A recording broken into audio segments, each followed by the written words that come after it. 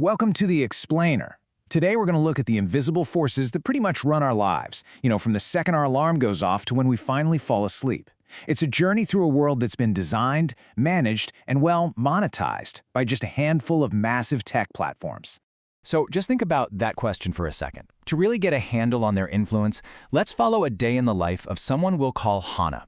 She's your typical modern consumer, and we're going to see just how deep this stuff is woven into the very fabric of our lives. All right, so our story kicks off in the morning, a time that, used to be for coffee and maybe staring out the window. But now, for so many of us, it's all about content and consumption. The whole journey from just seeing something you like to actually buying it has become almost instant.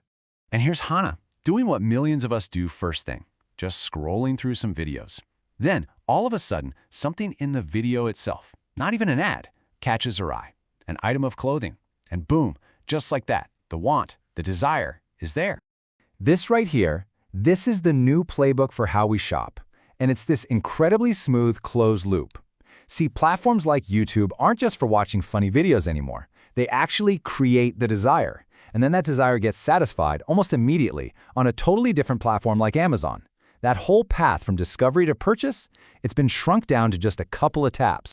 So this is really the big takeaway from Hannah's morning. It's not just about her buying one thing, it's about how all of us have been pulled into this massive system, where our tastes, our wants, our desires, they're constantly being shaped and nudged by these incredibly powerful platform ecosystems.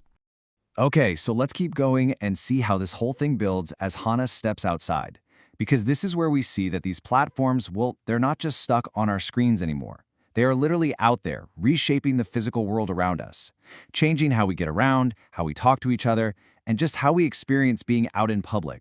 So while she's out for a run in Brooklyn, Hannah spots a piece of tech that's quickly becoming part of the scenery, a self-driving car.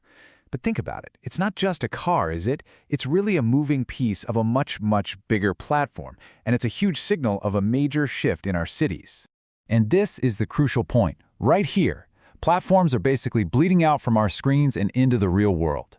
This idea, autonomous physical AI, is the next big thing. You can think of it as these smart systems starting to manage our actual physical world. Everything from how packages get to your door to how traffic flows down the street. But Hannah also notices something else. You look around and you see people. They're all physically there, but their attention, their focus, is somewhere else entirely. Social media platforms have become the main way we connect, and they're shaping not just how we interact, but the very ideas bouncing around in our heads. So, as the day starts to wind down, Hannah gets home, and the focus kind of shifts from just using these platforms to really thinking about the incredible economic power that's fueling all of this. I mean, what's the secret sauce? How did they get so unbelievably dominant? This number, 7, it's so important, is talking about the Big Tech 7, that little club of companies. You know who they are: Apple, Microsoft, Google. Their combined power is so huge it creates this sort of economic gravity, just pulling more and more of the digital world into their orbit. And their success really comes down to these two things.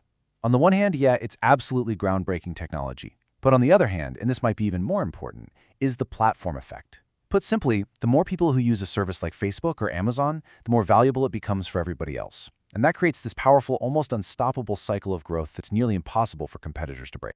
The day ends with Hannah just looking at an investment chart. Now, this isn't just a bunch of numbers and bars. It's a picture. It's a stark visual reminder of the incredible and sustained financial power these companies have. This long-term growth, that's the engine that's been driving everything we've seen today.